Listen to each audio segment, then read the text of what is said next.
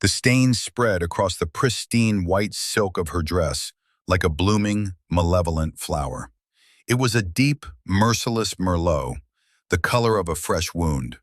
For a moment, no one at the table moved. The only sounds were the distant clink of unseen cutlery and the sharp, ragged intake of Evelyn's own breath. The wine, cold and sticky, soaked through the fabric, chilling the skin over the gentle swell of her belly where their child was growing. Mark stood over her, his face a mask of contorted fury, the empty wineglass still held aloft in his hand like a grotesque trophy. He had done it. In the middle of Aurelia, one of the city's most exclusive restaurants, surrounded by the hushed judgment of strangers and the cold approval of his parents, he had thrown a glass of wine on his pregnant wife. They thought she was nothing, a quiet, unassuming architect from a simple, unnoteworthy family. They didn't know about the name she had stopped using, the fortune she had never touched, or the man who had taught her that true power never needs to raise its voice. They didn't know that with this single, brutish act of humiliation, Mark Sterling had not just ended his marriage, he had authored the spectacular demolition of his own life. Within 12 hours, everything he had built, everything he valued, everything he was, would be bought, paid for, and dismantled by the very family he held in such contempt. This story is about the quiet strength that lies hidden behind humility and the catastrophic arrogance of those who mistake kindness for weakness. We've all felt underestimated at some point in our lives, haven't we? If you've ever dreamed of the moment the tables would turn, go ahead and hit that like button and subscribe for more stories of satisfying justice. And let us know in the comments where you're watching from. It's always amazing to see how far these stories travel. Now, let's go back to the beginning of that fateful dinner and watch how a foundation of lies crumbles when the truth finally comes to collect. The evening had begun with a chill that had nothing to do with the autumn air outside. It was a familiar coldness, the kind that radiated from Mark's mother, Eleanor Sterling, and was passively endorsed by his father, Richard. They were seated at a circular table draped in heavy white linen, a stark island in the warm, amber-lit expanse of the restaurant. Eleanor, a woman sculpted from disapproval and expensive tailoring, was examining the menu through her reading glasses as if it contained a series of personal insults. Richard, florid and self-satisfied in a tweed jacket that was just a little too tight, was swirling his wine, a pompous ritual he performed with the gravity of a chemist handling unstable elements. "So, Evelyn," Eleanor began, her voice thin and brittle. She did not look up from the menu. "Mark tells us you're still working on that community center project." The words community center were delivered with the same faint disgust one might use for sewage treatment plant. Evelyn placed her hand over her stomach, a subconscious gesture of protection. "Yes, Eleanor, it's a wonderful project. We're in the final stages of the structural design. It's for a low-income neighborhood, providing childcare and after-school programs." She spoke with a quiet warmth, her voice a stark contrast to the frigid atmosphere of the table. "How noble," Richard chimed in, taking a self-important sip of his wine. "I've always said it's important for people to have hobbies, keeps them occupied." Mark, who had been preening at the attention from a passing waiter, laughed a little too loudly. "Dad, it's her job. She's an architect, remember?" He said it with a patronizing air, as if reminding a child of a simple fact. But the undertone was clear. Her job was a quaint little hobby compared to his own world-shaking endeavors in finance. Of course," Richard huffed, waving a dismissive hand. "Still, it's not exactly the big leagues, is it? Not like our Mark. Did he tell you, Evelyn? Sterling Capital is on the verge of landing the Kincaid merger. It's going to double our assets under management." He beamed at his son, his chest puffing out. "That's wonderful, Mark," Evelyn said, offering a genuine smile. She was, in her way, proud of his ambition, even if she was increasingly troubled by the man it was turning him into. "I know how hard you've worked for it." Her sincerity seemed to irritate him. It's more than hard work, Ev. It's about vision. It's about seeing the board, not just the pieces. It's a level of strategy you wouldn't understand. He turned back to his father, leaving her outside their circle of two. They were hesitant at first. Kincaid's old guard is notoriously conservative, but I made them an offer they couldn't refuse. I have a talent for showing people what's in their best interest. The conversation continued in this vein, a long, looping monologue celebrating the genius of Mark Sterling, with his parents serving as a fawning chorus. They spoke of money, of influence, of the summer home they planned to buy in the Hamptons once the Kincaid deal closed. They were building a cathedral of their own importance, brick by gilded brick, and Evelyn was expected to sit in the corner, a silent, admiring parishioner. She listened patiently, her hands resting in her lap. Her thumb traced the edge of the simple silver watch on her wrist, a graduation gift from her father. It was elegant but understated, a brand no one at this table would recognize or value. On the back, an inscription only she knew was there. Tempus rerum imperator. Time is the commander of all things. Her father had taught her that patience was not passive. It was a form of strength, a strategic waiting. You don't rush the river, he'd say. You wait for it to deliver your enemy to your feet. She hadn't understood the martial nature of the metaphor then. She was beginning to understand it now. Eleanor, having exhausted her praise for Mark, turned her critical gaze back to Evelyn. You're looking tired, dear. And that dress, it's very simple. The dress was a bespoke piece from a designer Eleanor would have revered, but its genius was in its minimalist cut and exquisite fabric, not in loud logos. It was designed to whisper, not to shout. I hope you're not planning on letting yourself go completely during this pregnancy. Mark has an image to maintain. I think she looks beautiful, Mom, Mark said, but there was no conviction in it. It was a perfunctory defense, and the look he gave Evelyn carried a clear message. Why do you always make things so difficult? Why can't you just fit in? Evelyn felt a familiar pang of frustration, a feeling she had been swallowing for the better part of 2 years. She had tried. She had worn the clothes they bought her, attended the vapid charity galas, laughed at Richard's stale jokes, and endured Eleanor's endless critiques. She had done it because she loved Mark, or at least, she loved the man she thought he was, the charming, ambitious man she had met at a gallery opening who seemed so different from the world he came from. But that man was fading, being replaced by this hollow, arrogant stranger who measured his wife's worth by how well she accessorized his life. She took a slow, deep breath, the air tasting of expensive wine and unspoken resentments. She looked at the three of them, Mark, Eleanor, Richard, a perfect triangle of smug entitlement. They were so confident in their world, so certain of their place at its apex. They looked at her and saw a stepping stone, a decorative footnote in the grand story of the Sterling family. The irony was a physical weight in her chest. If they had any idea who her father was, they would be falling over themselves, their sycophantic praise reaching a fever pitch. But her father, Arthur Harrison, loathed that world. He was a man of immense, almost mythical wealth, the founder of the Harrison Group, a global conglomerate with interests in everything from technology to sustainable agriculture. But he lived his life in quiet opposition to the ostentatious theater of the ultra-rich. He drove a 10-year-old car, his favorite restaurant was a small Italian place in his neighborhood, and his name rarely appeared in the press. He had raised Evelyn to value character over currency, integrity over influence. I'm sorry my appearance doesn't meet your standards, Eleanor, Evelyn said, her voice even and calm. I suppose I've always believed that what a person builds is more important than the brand they wear. The air thickened. Eleanor's eyes narrowed. It was a gentle rebuke, but in their world, any pushback from someone they deemed an inferior was a shocking act of rebellion. The first crack in the foundation had appeared, and the night was far from over. The subtle tension that had simmered beneath the surface of the dinner began to solidify, becoming a palpable presence at the table.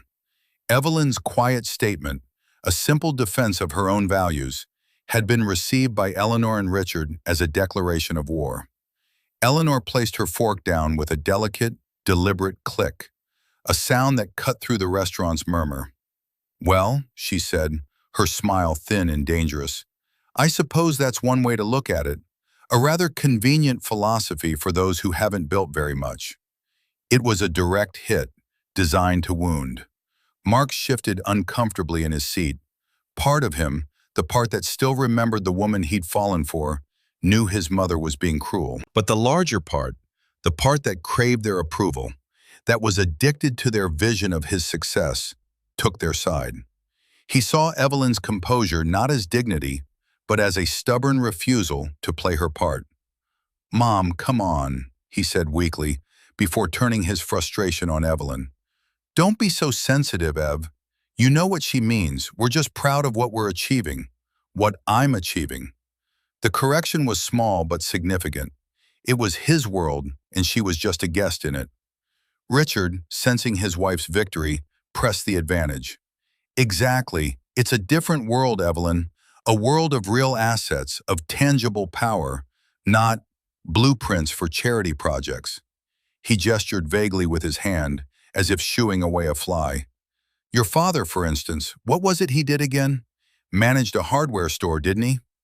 This was a deliberate distortion, a piece of dismissive shorthand they had invented for her family's story. Years ago, Evelyn had told Mark that her father had started his career working at a local hardware store as a teenager. It was a story she told with pride, a testament to his journey. In the Sterling family's retelling, however, it became his entire identity, a simple, small-town shopkeeper. They had never asked for his name or shown any further interest. It was all they needed to know to place him, and by extension her, on a lower rung of the social ladder. Evelyn's heart, which had been beating a steady, patient rhythm, gave a painful thud. The casual, unthinking cruelty of it was breathtaking. She thought of her father, Arthur, a man who could buy and sell the Sterling's entire lineage 1,000 times over without noticing the expense. A man who, despite his power, had taught her to treat every single person, from a janitor to a CEO, with the same fundamental respect. He would be appalled by these people, not by their arrogance, which he would find merely boring, but by their profound lack of curiosity and kindness. "My father is retired now," she said, her voice dangerously quiet. The calmness seemed to unnerve them more than shouting would have. "But he always taught me that the most valuable asset you can have is your name, not for its prestige, but for its integrity. He said you should be able to sign it to a contract or whisper it to a friend, and in both cases it should mean the same thing, that your word is your bond." Mark let out an exasperated sigh. "Oh, here we go. One of your father's folksy proverbs. Evelyn, this is the real world. Integrity is a luxury. Results are the only currency that matters. The Kincaid deal isn't closing because I'm a nice guy. It's closing because I'm smarter and more ruthless than the competition." He leaned forward, his eyes gleaming with a feverish ambition she no longer recognized. "This is what you don't get. This is why you're happy designing your little buildings while I'm out conquering the world. We're different. I'm a shark. And you're content to swim in the shallows." She looked at him, truly looked at him, and for the first time she felt nothing. The love, the disappointment, the frustration, it had all been burned away, leaving behind a cold, clear certainty. She wasn't swimming in the shallows. She had been sitting on the shore, patiently watching him play at being a shark in a puddle, completely oblivious to the vast, deep ocean that lay just behind her. She touched her watch again. Tempus rerum imperator. Time is the commander. She had given him time. Time to see her, to value her, to be a partner to her. Time to grow out of his insecurities and become the man he had the potential to be. But time, she now realized, was not just a tool for patience. It was also a judge. And it had run out. The waiter arrived to clear their appetizer plates, a brief, welcome interruption. Evelyn took a sip of water, her mind working with the cool, methodical precision of an architect finalizing a complex blueprint. The humiliation was a physical thing, a bitter taste in her mouth. But beneath it, a new feeling was taking root: resolve. The decision, when it came, was not born of anger, but of a profound and sudden clarity. It was like looking at a flawed design for months, trying to make it work, and then suddenly seeing the single, simple structural change that would fix everything. In this case, the change was a removal. She had never wanted to use her family's power. It was a promise she had made to herself and to her father.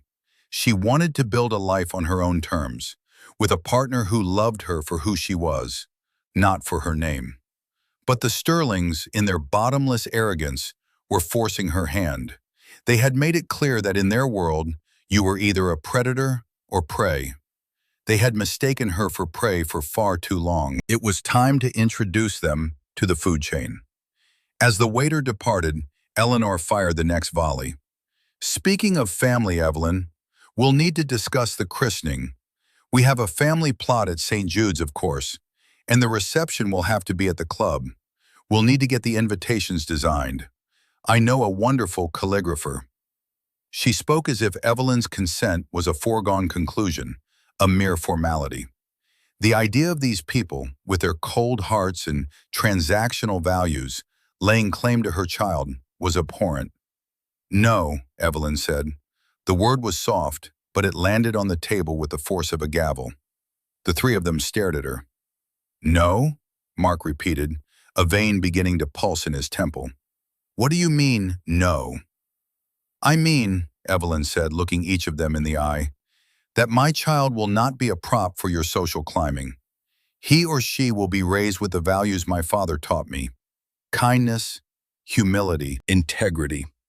She had no idea that this quiet, firm statement of intent would be the final provocation. She was simply stating a truth, but to a man like Mark, a man whose entire identity was built on a fragile scaffolding of external validation, it was the ultimate betrayal. She wasn't just rejecting his family, she was rejecting his entire worldview. And that was a sin he could not forgive. The conversation about the Kincaid merger became the centerpiece of the evening, a monument Mark was building to himself right there at the dinner table. He spoke not to Evelyn, but through her, directing his pronouncements to his enthralled parents. He used industry jargon like a weapon, peppering his speech with terms like synergistic leverage, hostile restructuring, and golden parachutes, knowing it would make him sound powerful and exclude her further. "The beauty of the play," Mark boasted, leaning back in his chair with a smugness that seemed to physically expand his chest, "is that their board is asleep at the wheel. They think I'm coming in as a partner, a friendly merger. They have no idea that my financing is structured for a majority stake acquisition. By the time they realize what's happened, my people will already be in control of the company. It's a work of art." Richard chuckled, his face flushed with vicarious triumph. "That's my boy, a predator. You can't build an empire by being a sheep." He shot a pointed look at Evelyn, who was quietly eating her sea bass, her expression unreadable. "Some people are content with their little patch of grass. Others want the whole pasture." Evelyn took a sip of water, her mind quietly cataloging every boast, every contemptuous glance. He was so proud of his cleverness, so sure of his strategy. It was, she had to admit, a bold plan. It was also reckless. She knew a bit about corporate finance from dinner table conversations with her father, who had orchestrated some of the largest and most complex mergers in modern history. What Mark was describing was not just aggressive, it was borderline irresponsible. A hostile takeover funded by high-risk debt left the acquiring company dangerously exposed. If the market shifted, or if the target company's assets were overvalued, the entire structure could collapse like a house of cards. Mark wasn't a shark. He was a gambler betting everything on a single hand. and he was laying all his cards on the table for her to see. "And the financing, Mark?" she asked, her tone one of genuine curiosity. "Is it secure?" Mark scoffed, clearly annoyed by the interruption and the implication that she could possibly comprehend the complexities of his deal. "The financing is ironclad, a consortium of private lenders. They see the potential. They believe in me. They believe in the exorbitant interest rates you promised them," Evelyn thought. "They're not investing in you. They're preying on your ambition." She kept this thought to herself, instead giving a simple nod. "It sounds very impressive." Her placid agreement seemed to fuel his need to impress even further. "It is. This is what it takes, Evelyn. This is the kind of bold, decisive action that separates the men from the boys. You have to be willing to do what others won't, to be ruthless." He looked at his father for affirmation, and Richard nodded sagely. Eleanor, who had been silent for a few minutes, saw another opportunity to assert her family's superiority. "It's about legacy, you see," she said, her voice dripping with condescension as she addressed Evelyn. "The Sterlings have always been leaders. Mark is simply taking his rightful place. It's in his blood. When our grandchild is born, he or she will be born into a family of consequence. It's important that you understand the responsibility that comes with that." The implication was heavy and suffocating. You are marrying up, and you and your child will be expected to conform. You are a vessel for the continuation of the Sterling line, and your own identity is secondary. Evelyn felt a slow, cold anger building within her. It wasn't the hot, explosive anger that Mark was so prone to. It was a different kind of anger, a deep, structural fury. They weren't just insulting her, they were insulting the very foundations of who she was. They were belittling the legacy of her own family, a legacy of quiet contribution, profound integrity, and a success so vast it was literally beyond their comprehension. Her grandfather had been a stonemason who had helped build the city's first public library. Her father had turned a small tech patent into a global empire that employed over 100,000 people. He had endowed universities, funded medical research, and created entire foundations dedicated to environmental protection, all without ever putting his name on a building. That was her legacy. And these people, with their shallow obsessions and borrowed prestige, dared to lecture her on consequence. She looked down at her lap, at her hands resting near the gentle curve of her pregnancy. This child, her child, would know that legacy. They would know the story of their great-grandfather, the stonemason, and their grandfather, the quiet titan. They would be raised to understand that a person's worth is measured by the strength of their character, not the size of their bank account. And they would not, under any circumstances, be raised by the Sterlings. The decision had been made. Now, all that was left was the execution. Her mind, trained to see systems and structures, began to work. Mark had just told her everything she needed to know. The Kincaid deal, the hostile nature of the takeover, the high-risk financing from a consortium of private lenders. He believed he was invulnerable, a master of the universe revealing his grand design. He had no idea he was actually handing the demolition codes to the architect. She could picture her father, Arthur, sitting in his study, a worn leather armchair, a glass of whiskey at his side. She would call him tonight. She wouldn't need to cry or scream or even explain the years of quiet humiliations. She would just lay out the facts, calmly and clearly, as if presenting a business proposal.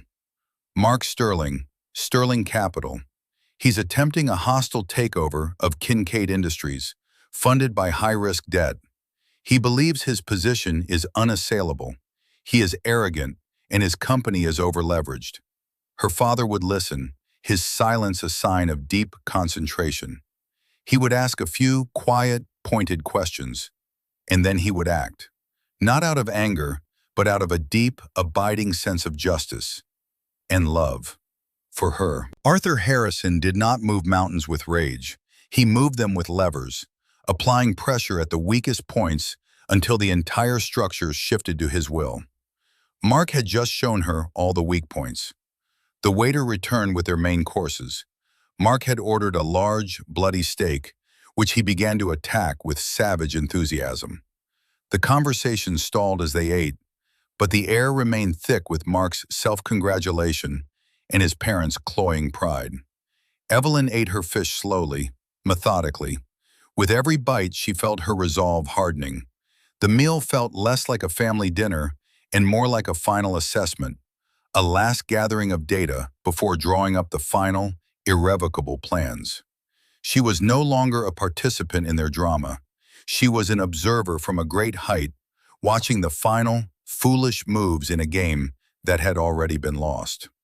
All that was missing was the catalyst, the final, unforgivable act that would set the plan in motion. And it was coming. The breaking point arrived not with a bang, but with a quiet, devastatingly simple statement of truth. The main courses had been cleared, and Mark, emboldened by the wine and the ceaseless adulation from his parents, was holding court again. He had moved on from celebrating his present glories to rewriting the past. "You know," he said, leaning back and addressing his parents as if Evelyn weren't there, "I almost didn't get the firm off the ground. The early days were tough. The banks wouldn't touch me. They didn't have the vision." He paused for dramatic effect. "I had to bootstrap the entire thing myself. Every penny of seed money came from my own savings, from risking it all. Nobody helped me. I built it from nothing." It was a lie. A bald, breathtaking lie. Evelyn remembered that time vividly. It was a year into their marriage. Mark had the ambition and the business plan, but he was short about $200,000 in capital to satisfy the initial regulatory requirements and secure an office lease. He had been denied by 3 banks. He had come home, defeated and despondent, convinced his dream was over before it had begun. Evelyn, who had recently received a substantial inheritance from her grandmother, a fact she had kept private, simply referring to it as some family money, had gone to her accounts the next day. Without hesitation, she had transferred the full $200,000 into his. She did it not as an investment, but as a gift, an act of faith in him and his dream. She never asked for it back, never held it over him, never even mentioned it again. It was her quiet contribution to their shared future, and he was erasing it. He was erasing her from his own story, right in front of her. She looked at him, at his self-satisfied face, and the final piece of her love for him turned to dust. It wasn't just the lie, it was the casual ease with which he told it. It meant her contribution, her faith, had meant so little that it wasn't even worth remembering. Or worse, it was worth remembering, but he had deliberately chosen to discard it to make his own story more heroic. "That's not true, Mark," she said. Her voice was not loud, but it cut through his monologue like a shard of glass. Mark froze. The flow of his narrative had been broken. He turned to her, his eyes narrowing. "What did you say?" "I said that's not true," she repeated, her gaze steady. "You didn't build it from nothing. I gave you the $200,000 for the seed money. It was from my grandmother's inheritance." Silence. A thick, suffocating silence descended on the table.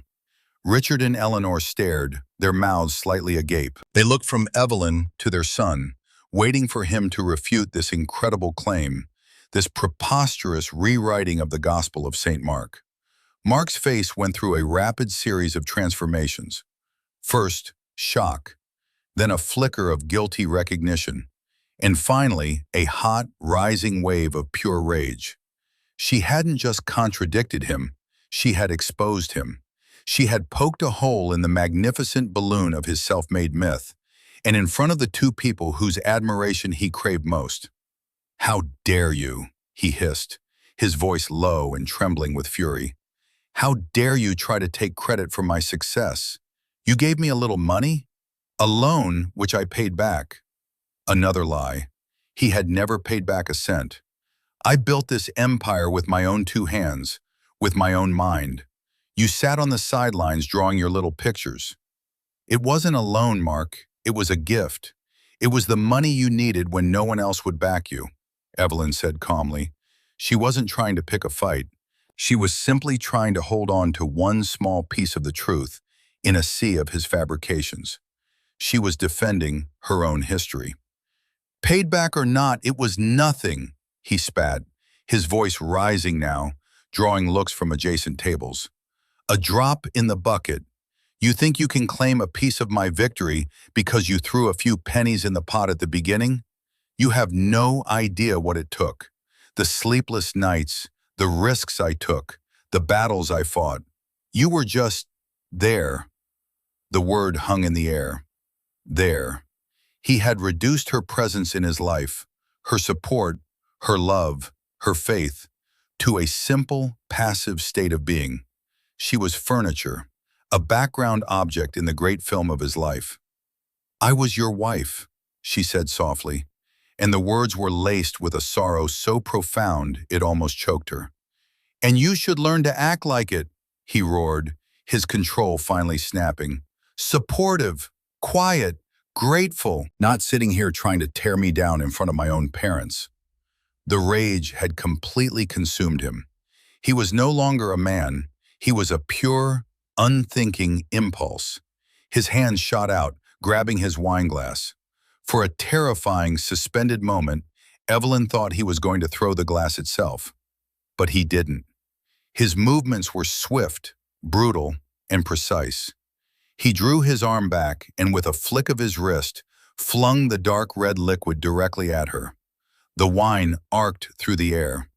A deep, merciless Merlot. It struck her squarely on the chest, splashing up onto her neck and face. The shock of it was twofold: the icy cold of the liquid and the hot, searing shame of the act itself. The stain bloomed across the white silk of her dress, a public brand of his contempt. The restaurant, which had been a low hum of activity, fell into a stunned, absolute silence. Every eye was on their table, on her, on the dripping, ruined dress, in the single, perfect tear that escaped her control and traced a clean path through the wine spattered on her cheek. Eleanor let out a tiny, theatrical gasp. Richard just stared, his face a mixture of shock and something that looked horribly like approval. And Mark. Mark stood there, breathing heavily, his chest heaving. In his eyes there was not a shred of remorse. There was only the triumphant, ugly glint of a bully who had finally put his victim back in her place. He had silenced her. He had won. Evelyn slowly raised a hand and touched the spreading stain on her dress, over the place where their child rested. The cold of the wine felt like it was sinking right through to her bones. She looked at Mark, at the man she had once loved, and she saw him for exactly what he was: a weak, cruel boy in a man's suit, terrified of being seen as small. She said nothing. The quiet before the storm had just ended, and the storm itself was about to begin. The silence that followed the act was a living entity. It was heavy, judgmental, and all-encompassing. For a few eternal seconds, the world seemed to have stopped. Evelyn could feel dozens of pairs of eyes on her, a mixture of pity, disgust, and morbid curiosity. The wine continued to drip from the hem of her dress onto the pristine white floor, each drop landing with an unnaturally loud patter. Then Eleanor Sterling, ever the master of self-preservation, moved to reclaim the narrative. "Well," she said, her voice a high-pitched, nervous titter that was meant to sound like she was making light of the situation. "You really shouldn't have provoked him, Evelyn dear. You know how passionate he gets about his work." It was the classic enabler's defense. Blame the victim, shift the responsibility, protect the aggressor at all costs.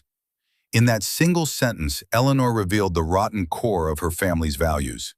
Appearance was everything. Truth was nothing. Loyalty was a weapon to be used against outsiders. Evelyn turned her head slowly, away from the shocked faces of the other diners, and looked directly at her mother-in-law. All the pain, all the humiliation of the last 2 years coalesced into a single point of crystalline clarity. She did not raise her voice. She did not cry. She simply let the full weight of her contempt show in her eyes.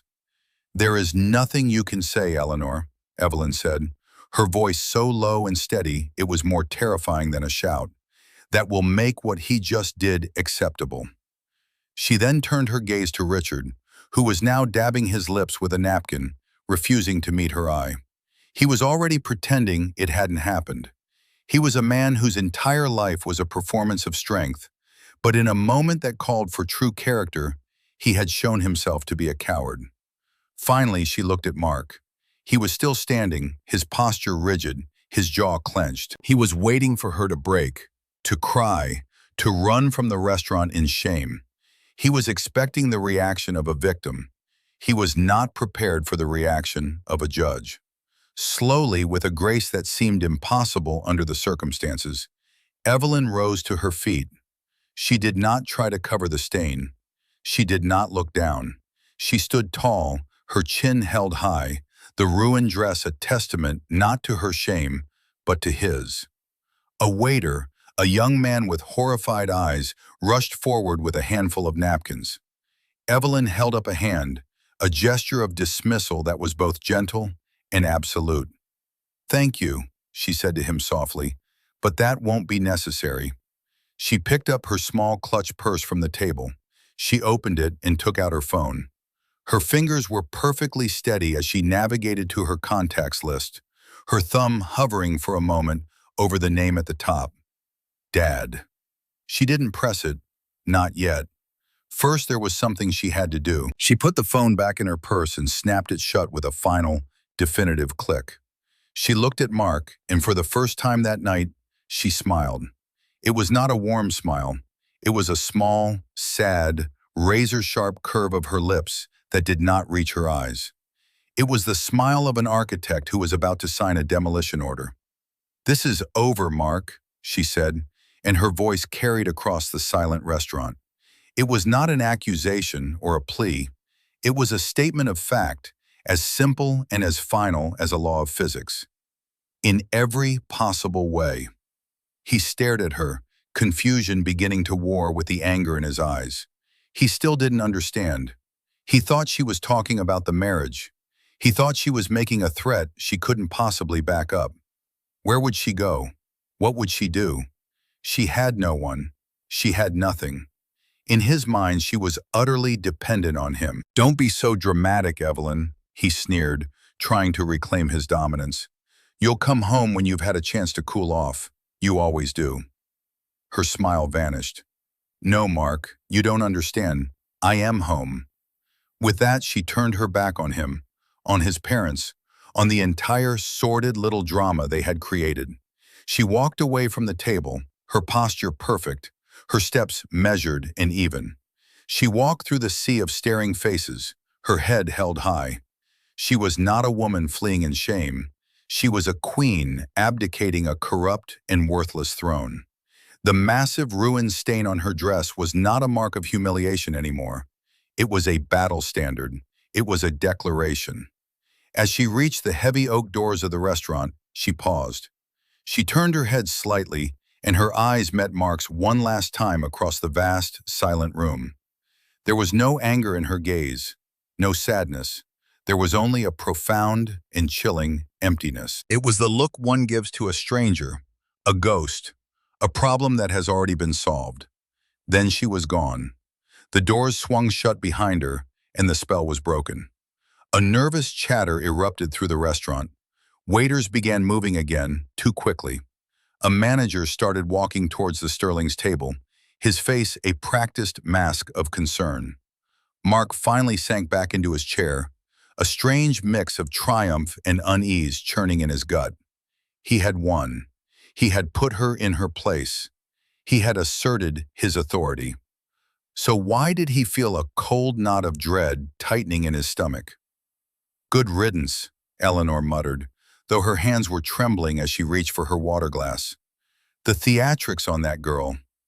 "She'll be back," Richard said, with a confidence he clearly did not feel. "She has nowhere else to go." Mark nodded, clinging to that thought. Of course she'd be back. She was emotional, pregnant. She'd overreacted. He'd let her stew for a night, and then he'd be magnanimous. He'd forgive her for provoking him. He took out his phone, intending to send her a curt text message ordering her to come back. But as he looked at the screen, a notification caught his eye. It was a news alert from a financial journal he followed. Kincaid Industries, KNI, stock surges in after-hours trading on rumors of acquisition by an undisclosed major player. Sources suggest a powerhouse entity, not the rumored Sterling Capital. Mark stared at the words, his blood running cold. What was this? An undisclosed major player? That was impossible. He was the player. It had to be a mistake, a baseless rumor. He tried to call his lead broker, but the call went straight to voicemail. A cold sweat broke out on his forehead. The knot of dread in his stomach pulled tighter. He looked toward the doors where Evelyn had disappeared, and for the first time, a sliver of genuine fear pierced his armor of arrogance. Her final words echoed in his mind. This is over, in every possible way. He still didn't understand, but he was about to. Evelyn did not take a taxi. She did not call a friend. She walked. The autumn night was cool and crisp, and the air felt clean in her lungs after the suffocating atmosphere of the restaurant. She walked for 10 blocks, her mind a placid lake of resolve. The stares of passers-by at her wine-soaked dress did not register. The humiliation had been cauterized, leaving behind only a scar of purpose.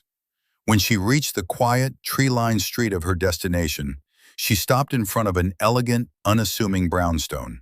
It was a building she owned, another asset she had never mentioned to Mark, purchased with her own money years before she met him.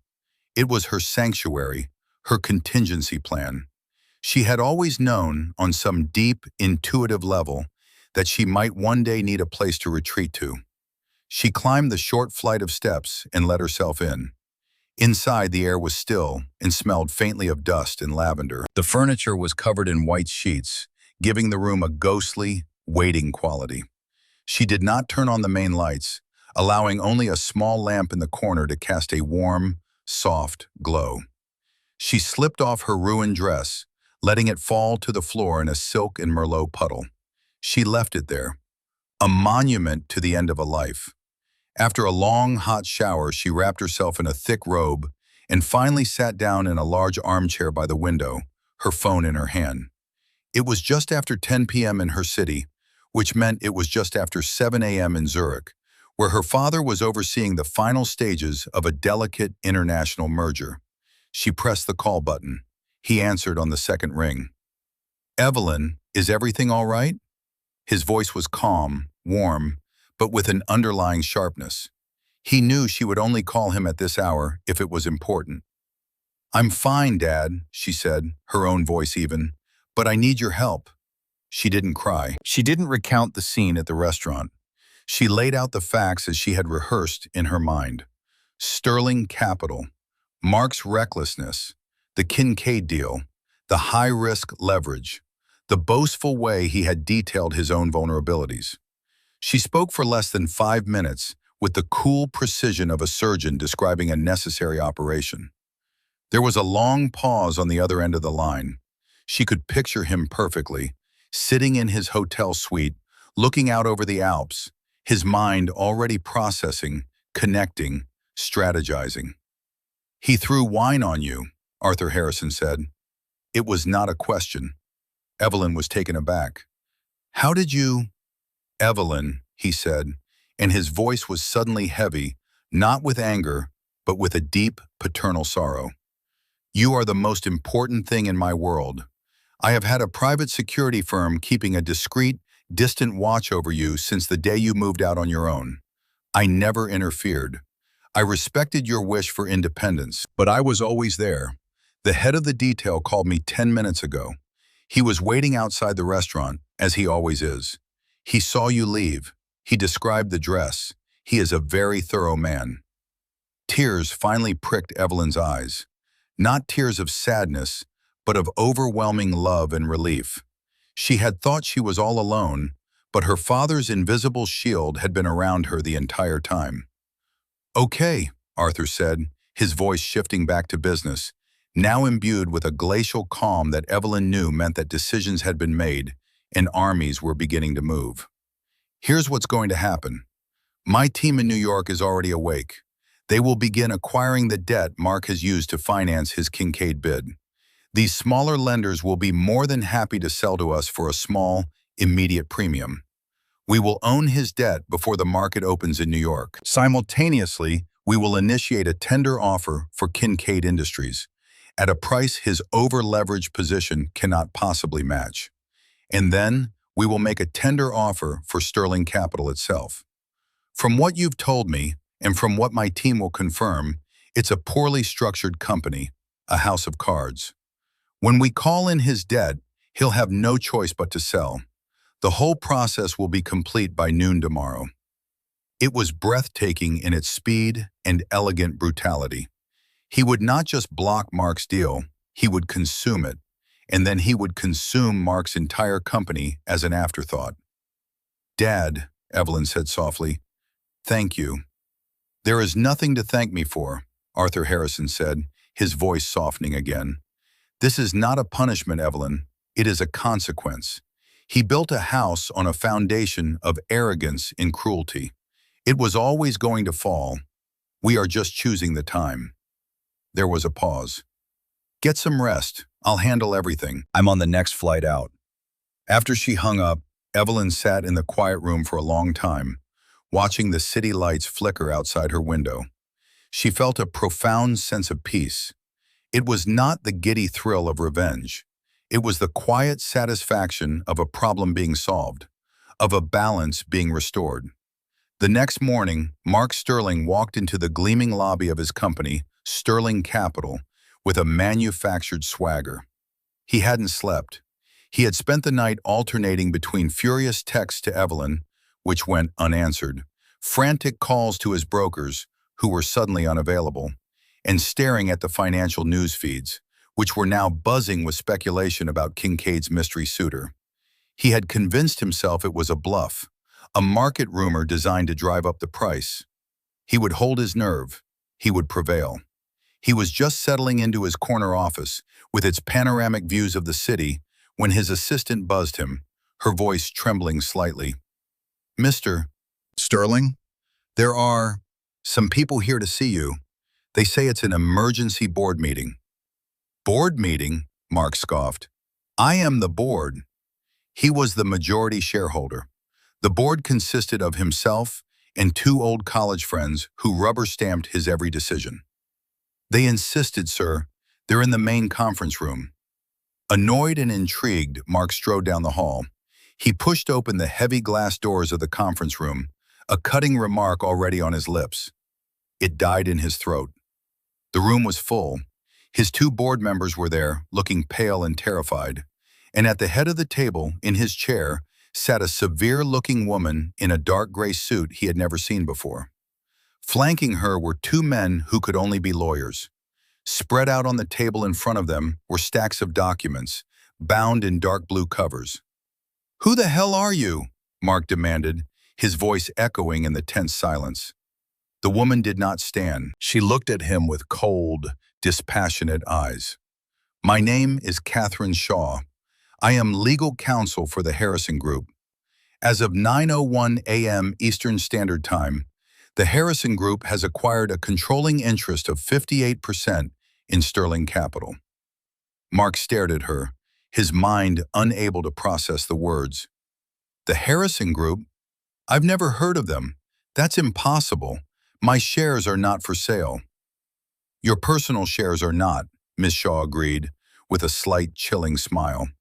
"However, the shares held by your two board members here were, as was the significant debt you leveraged against the company, which we acquired in a single block transaction at 4 a.m. this morning from your various lenders. We called that debt in at 9:02 a.m. When you were unable to service it, your partners, under the duress clause in your corporate charter, were forced to sell us their shares to avoid personal bankruptcy. It's all perfectly legal. Sterling Capital now has a new majority owner." She gestured to the chair opposite her. "Please, Mr. Sterling, sit. The new board has a few resolutions to pass. The first is your immediate termination as CEO for cause." The world tilted on its axis. Mark stumbled to the chair, his legs suddenly weak. Harrison Group. Harrison. The name echoed in his mind, familiar but impossible to place. He looked at the faces of his friends, his board members, and saw only fear and betrayal. "Why?" he whispered, the single word a testament to his utter incomprehension. Ms. Shaw slid a single piece of paper across the table towards him. It was a termination letter. At the bottom, under the letterhead of the Harrison Group, was a signature. It was a strong, clear, authoritative signature. Arthur Harrison, Chairman. And beneath it, scrawled in a different, more elegant hand, were 4 words. A consequence, not a punishment. Mark stared at the handwriting. He knew that handwriting. He had seen it on birthday cards, on grocery lists, on the notes she used to leave on his pillow. It was Evelyn's. Harrison. Evelyn's quiet, unassuming, hardware store manager father. The folksy proverbs, the simple values. It was all a lie. Or rather, it was a truth so large, so profound, that he had been too small to see it. The conference room, his conference room, in the company he had built, began to feel like it was shrinking around him, the walls closing in, the air growing thin. The empire he had boasted about just last night had been conquered and dismantled before he'd even had his morning coffee. And the architect of his ruin was not some rival firm or a Wall Street predator. It was the quiet, simple woman he had so thoroughly, so stupidly underestimated. The sterile air of the conference room became Mark's personal crucible. The woman, Catherine Shaw, continued to speak, her voice a relentless, dispassionate instrument of his undoing. She was not gloating, she was merely executing a task. This clinical professionalism was somehow more devastating than any overt anger could have been. "Pursuant to your termination for cause," she said, consulting a document in front of her, "the clauses in your employment contract regarding gross mismanagement and conduct detrimental to the company's reputation have been invoked. This means you will not be receiving a severance package, your stock options are voided, and the company leased apartment and vehicle must be vacated within 48 hours. She paused, looking up at him as if to ensure he was comprehending the totality of his collapse. "The Harrison Group's forensic accounting team has also uncovered significant irregularities in your expense reports and a pattern of high-risk, unapproved trading using company funds. We are, for the moment, choosing not to pursue criminal charges, pending your full and immediate cooperation." The threat hung in the air, a guillotine held by a single thread. Mark felt a wave of nausea. He looked at his 2 friends, his board members, who now refused to meet his gaze. They had folded instantly, selling him out to save themselves. The ruthless world he had so admired had turned on him, its teeth sinking into his own flesh. This is about her, isn't it?" he stammered, the words tasting like ash. "This is about Evelyn." Ms. Shaw's expression did not change. "My client's motivations are not relevant to these proceedings.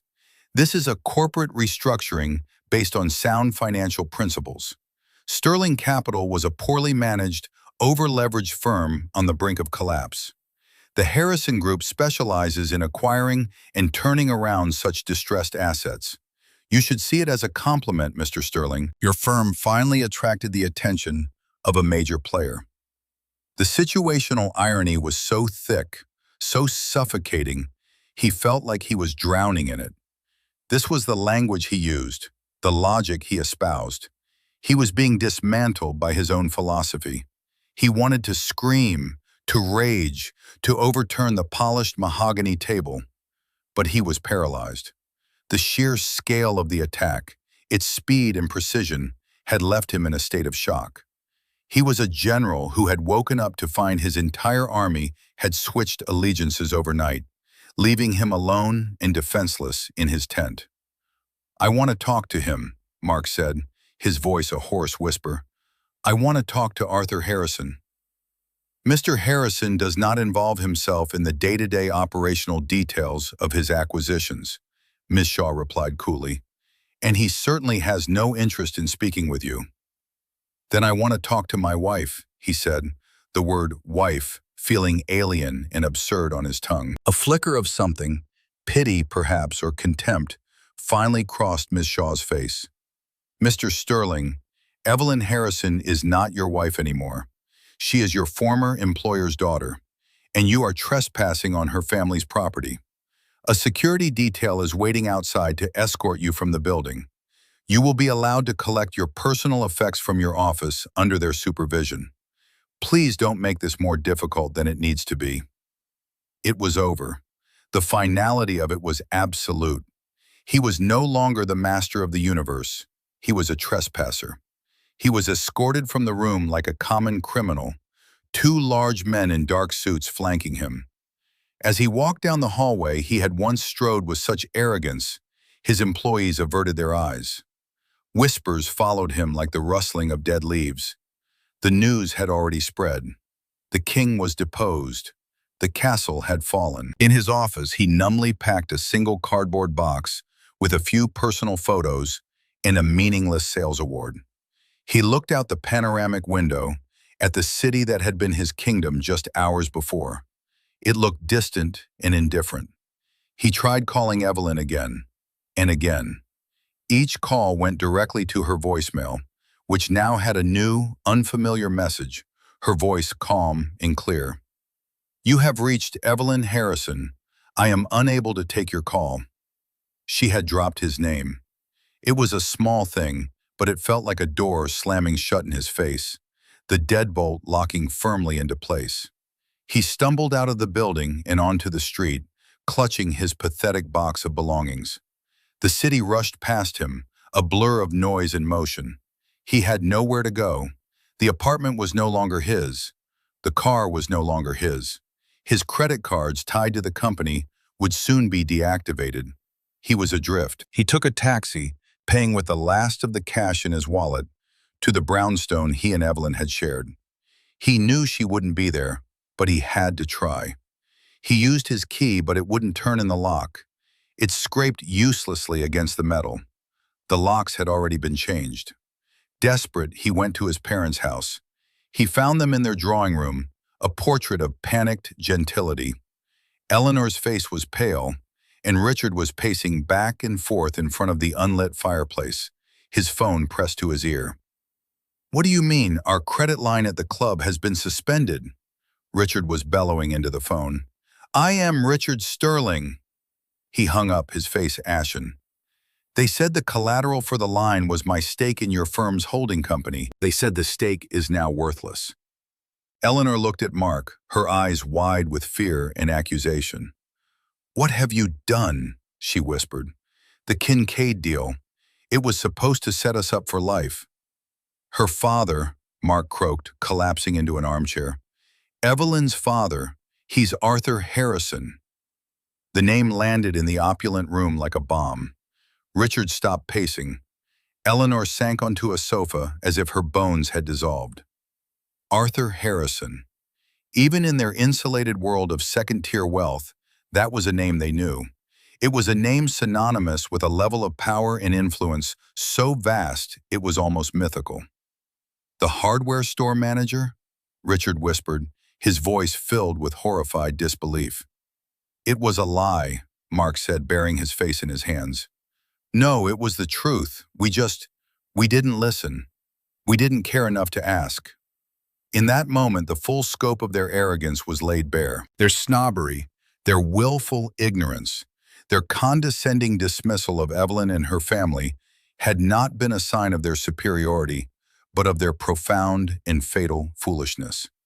They had been dancing on the edge of a volcano, mocking the ground for being so plain and unassuming. Eleanor began to sob, not for her son's pain, but for her own shattered status.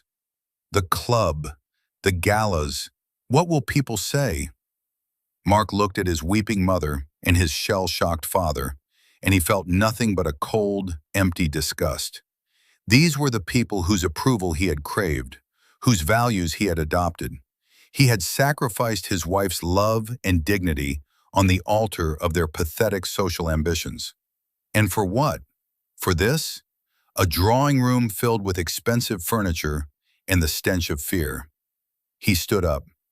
"I have to find her," he said, a new, desperate plan forming in his mind. He would apologize. He would beg. He would grovel. He had to make her understand. He had to get his life back. He didn't yet realize that the life he wanted back had never truly been his at all. It was a fragile illusion, and it had now, and forever, vanished.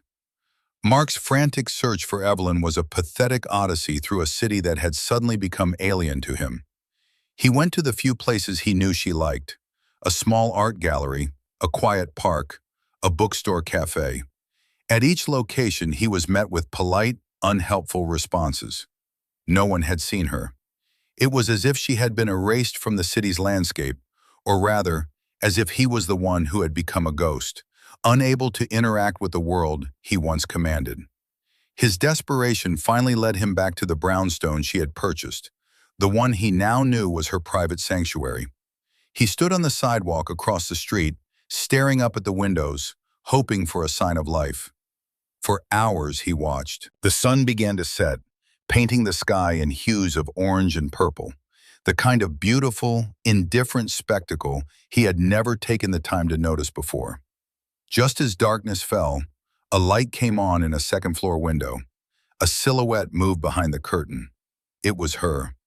A surge of adrenaline and a toxic mix of hope and rage propelled him across the street. He pounded on the heavy wooden door, his fists making a desperate, hollow sound. "Evelyn!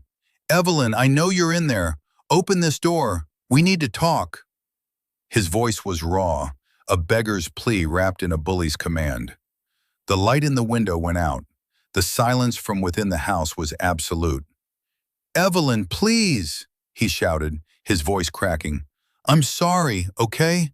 I'm sorry, just let me explain." He waited, his breath pluming in the cold night air. Nothing. He was about to pound on the door again when a car, a sleek black sedan, pulled up silently to the curb behind him. Two men in dark suits, the same type of men who had escorted him from his office, emerged from the vehicle. They did not look like security guards. They looked like undertakers. "Mr. Sterling," the taller one said, his voice polite but firm, "you need to leave. You are harassing Ms. Harrison." "I'm not harassing my wife," Mark snarled, turning on them. "I have a right to speak to her." "She is not your wife," the man said, his tone unchanging. "And you have no rights here. Ms. Harrison has filed a restraining order. You are in violation of it by being here. We can either escort you away peacefully, or the police can escort you to a holding cell. The choice is yours." A piece of paper was held out to him. It was an official court document. He was legally forbidden from coming within 500 feet of her. He stared at it, the black and white text a final, bureaucratic nail in the coffin of his marriage. He had become a threat, a danger to be managed by lawyers and security details. Defeated, he let them guide him away from the door, away from the house, away from the last vestige of the life he had destroyed. They put him in the back of their car and drove him, in silence, to a generic mid-range hotel. One of the men handed him an envelope. "This contains a new credit card with a modest limit and enough cash for a few weeks, a courtesy from Mr. Harrison. He does not wish for his daughter's former husband to be destitute. It is a final gesture. Do not attempt to contact Ms. Harrison again. It will not be tolerated." They left him in the sterile, anonymous hotel lobby. He stood there for a long time, the envelope feeling both like an act of charity and the ultimate insult. He was a project, a piece of unpleasant business that had been tidied up and filed away. He went up to his room, a small beige box with a window overlooking a brick wall. He turned on the television. The financial news channel was on. The lead story was the stunningly swift and brilliant acquisition of Kincaid Industries by the reclusive powerhouse, the Harrison Group. The analysts were calling it a masterstroke of corporate strategy. They showed a picture of the Harrison Group's headquarters, a sleek, unassuming building with no name on it. Then they cut to an image of Sterling Capital's logo, with a red line slashed through it. A chyron at the bottom of the screen read, "Sterling Capital, a cautionary tale of arrogance and overreach." He sank onto the edge of the bed, the remote falling from his limp hand. The full weight of what had happened finally crashed down on him. This wasn't just a reversal of fortune. It was a complete and total erasure. He had built his identity on a mountain of sand, and the tide had come in. He thought of Evelyn, not in the restaurant, but as she had been when they first met. Her easy laugh, the intense, focused look in her eyes when she talked about her work, the quiet strength that he had mistaken for simplicity. He had been given a rare and precious gift, and he had not only failed to recognize its value, he had actively tried to deface it, to reshape it into something small and shiny that would reflect his own glory. He remembered her words at the table, the ones that had triggered his rage. "I gave you the $200,000. It wasn't an accusation. He saw that now. It was a plea to be seen, a plea to be acknowledged as a partner. And he had answered that plea with contempt and violence. A dry, racking sob escaped his throat. It was not a sob of self-pity, but of something far deeper and more terrible: self-knowledge. He finally saw himself through her eyes. He saw the insecure, arrogant, cruel man he had become. And he was hideous. The moral mirror had been held up, and the reflection was unbearable. The confrontation he so desperately wanted now seemed pointless. What could he say? What explanation could he offer? "I'm sorry I was a monster?" Apologies were meaningless without change, and the change required of him was so fundamental, so monumental, he didn't know where to begin. He had lost everything, but it was only in that moment, in that cheap hotel room, that he began to understand he had also lost himself, long before Arthur Harrison ever picked up the phone. The process of his downfall had not begun last night. It had begun the moment he decided that his wife's worth was less than his own ambition. The weeks that followed were a brutal education in humility. Mark's world had shrunk from corner offices and exclusive clubs to the cramped, impersonal space of his hotel room and the city's indifferent streets. The modest credit card from Arthur Harrison was just enough to keep him from being homeless, but it was a golden leash, a constant reminder of his new, diminished status. Every transaction was a fresh humiliation, a sip from a deep well of charity he had done nothing to deserve. He tried to find work. He put on his one remaining good suit and made the rounds of other investment firms. But his name was now poison. The story of Sterling Capital's spectacular flameout had become a legend in the financial community, a parable told to young, ambitious analysts. He was not just unemployed, he was unemployable. The doors that had once opened with a phone call were now slammed shut in his face. His friends and contacts no longer returned his calls. In the world he had worshipped, failure was a contagious disease. His parents were no help. Their social lives had been annihilated. Shunned by their former circle, they had retreated into their large, silent house, their days filled with quiet resentment and whispered accusations. When Mark went to them for help, they looked at him as the source of their ruin. "We had to sell the summer house," his mother told him, her voice flat and dead.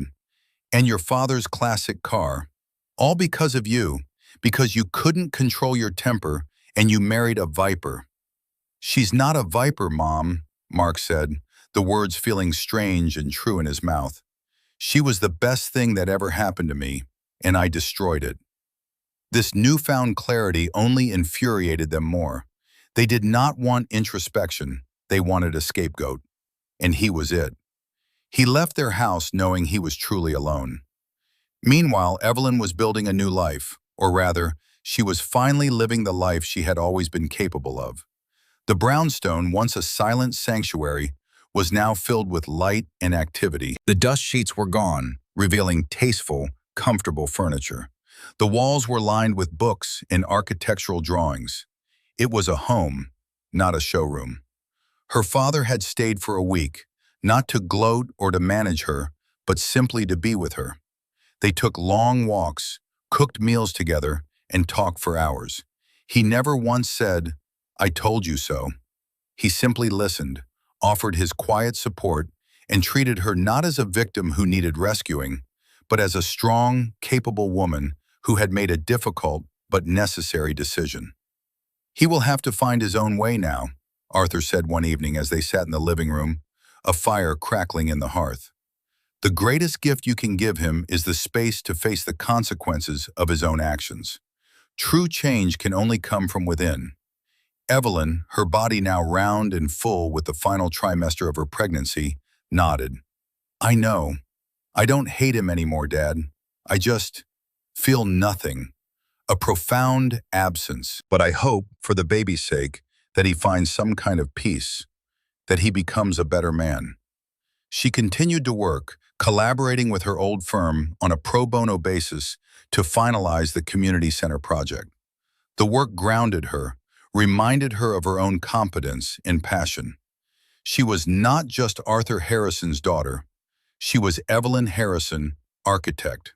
Her identity was her own, built on her own talents and her own integrity. One crisp afternoon, a month after the incident at the restaurant, she was overseeing the pouring of the foundation at the construction site. It was a tangible, powerful moment, the creation of something real and lasting, something that would serve others. As she watched the concrete fill the forms, she felt a sense of profound peace. She had torn down one flawed structure in her life, and now she was building another, a better one, on solid ground. At that same moment, miles away, Mark was sitting on a park bench, eating a sandwich he'd bought from a deli. He was watching a group of children play on a nearby swing set. He looked different. The expensive suit was gone, replaced by simple jeans and a worn jacket. He had lost weight, and the arrogant, pugnacious set of his jaw had softened into something more thoughtful, more weary. His phone buzzed. It was an alert from the bank. His final monthly allowance from the Harrison Courtesy Fund had been deposited. The leash was about to be cut. He was about to be truly on his own. Instead of panic, he felt a strange sense of relief. He had spent weeks in a fog of anger, self-pity, and denial. But slowly, painfully, the fog had begun to lift. He had been forced to live a life stripped of all the external markers of success he had once valued. And in that emptiness, he had been forced to confront the man he was without them. The confrontation was not pleasant. He saw his greed, his insecurity, his casual cruelty. He saw the way he used people, the way he had used Evelyn. He thought about the $200,000. He had told himself it was a loan, then that it was meaningless. But now he understood. It had been an act of pure, unconditional faith, and he had repaid that faith by trying to erase it from existence. It was, he realized, the single most dishonorable act of his entire life. He knew he could never get his old life back. He also knew he no longer wanted it. That life was a lie, a performance. He didn't know what his new life would look like, but he knew it had to be built on something real. It had to be a life where he earned his own self-respect, not the admiration of others. He stood up from the bench and threw the rest of his sandwich in the trash. He had a plan. It was a small, humble plan. There was a construction company that was hiring general laborers. The work was hard, the pay was low, but it was honest. It was a start. It was a way to begin building something, for once, with his own two hands. He had a long way to go to become a man worthy of being a father to Evelyn's child. But for the first time, he was on the right path. He was no longer looking back at the empire he had lost. He was looking forward at the slow, arduous task of building a character. The day Evelyn went into labor, it was a cool, bright morning in early spring. The city felt fresh and new, washed clean by an overnight rain. Her father was by her side, a calm and steady presence as they drove to the hospital. The birth was long but uncomplicated, and as the sun streamed through the window of her private room, She held her daughter in her arms for the first time. She was perfect. A tiny, miraculous being with a full head of dark hair and her mother's calm, observant eyes. She named her Grace. Holding her daughter, Evelyn felt a love so vast and powerful, it reordered her entire universe. All the pain and turmoil of the past year dissolved in the face of this new, profound joy. This was what mattered. This was real. A few days later, back in the quiet comfort of her brownstone, a package arrived. It was a small, heavy box with no return address, simply postmarked from a local station. Her security detail had already scanned it and deemed it safe. Cautiously, Evelyn opened it. Inside, nestled on a bed of simple cotton, was a small, exquisitely carved wooden bird. Beneath it was a cashier's check. It was made out to Evelyn Harrison for the amount of $200,000. Tucked into the bottom of the box was a plain white card. On it was a short, handwritten note. The handwriting was messy, unpracticed, but she recognized it. "Evelyn," it read, "this is not a repayment, it's an acknowledgement of your faith and of my failure to deserve it. I know I have no right to ask for anything, but I hope that one day I can prove myself worthy of being her father. I am working. I am trying to build something real. For the first time. Congratulations on her birth. She is lucky to have you as her mother. Mark." Evelyn stared at the note, at the check, at the small wooden bird. He had whittled it himself. She could see the careful, patient marks of the knife. He had gotten a job, probably manual labor, and saved every penny to pay back the money she had given him. It wasn't a grand gesture designed to win her back. It was a quiet act of penance, an acknowledgement. She wouldn't be taking him back. The trust was too broken, the damage too deep. But as she held the small wooden bird, she felt the last embers of her anger and indifference finally cool and fade away. In their place, a tiny, fragile seed of hope began to grow. Hope that the man who had caused her so much pain was finally, truly, on the road to redemption. Hope that her daughter might one day know a father who was a good and honorable man. She placed the check on the mantelpiece. She would not cash it. It was his, earned through honest work. A foundation for his new life. The little bird, however, she placed on the windowsill in the baby's room, where the morning sun would catch it. It was a small, beautiful thing, born of patience and regret. A symbol not of what was lost, but of the possibility of what could still be built. Life is not always a story of grand, dramatic reversals. Sometimes justice is a quiet, methodical process. It is the slow, inevitable collapse of a structure built on a weak foundation. Evelyn's story is a powerful reminder that true strength isn't about shouting your worth from the rooftops. It's about the quiet, unshakable integrity you hold within. It's about having a character so solid that when the storms come, you are the rock that remains, while the houses of sand are washed away. Arrogance is loud, but integrity is lasting. What did you think of Mark's attempt at redemption? Do you believe people can truly change? We'd love to read your thoughts in the comments below. Thank you for joining us for this story. If you found it as satisfying as we did, don't forget to like and subscribe for more tales of justice and vindication. Until next time, remember to value your own worth, even when others don't.